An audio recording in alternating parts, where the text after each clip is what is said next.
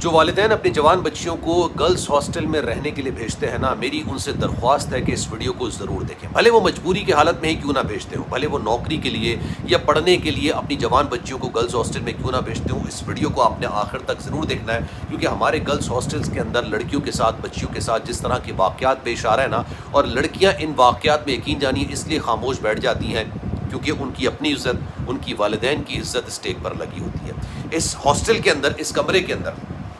دو لڑکیاں ایک ساتھ رہ رہی ہوتی، ایک لڑکی کو اجتماعی زیادتی کا نشانہ بنایا گیا، اور اجتماعی زیادتی کا نشانہ بنانے میں معاونت کس نے کی؟ اسی کی اپنی روم پارٹنر نے کی۔ یہ دونوں لڑکیاں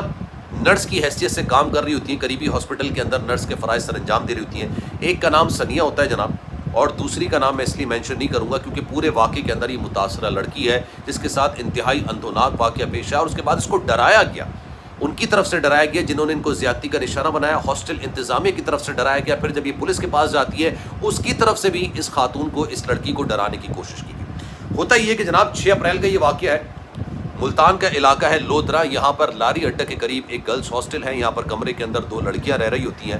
دونوں نرس ہوتی ہیں، قریبی ہسپتال کے اندر نرس کے فرائض سر انجام دے رہی ہوتی ہیں۔ ثانیہ نامی اس نرس کے پاس یہ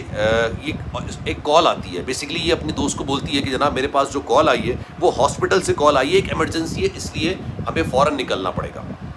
دوسری دوست کہتی ہے ٹھیک ہے تم کیب بلا لو،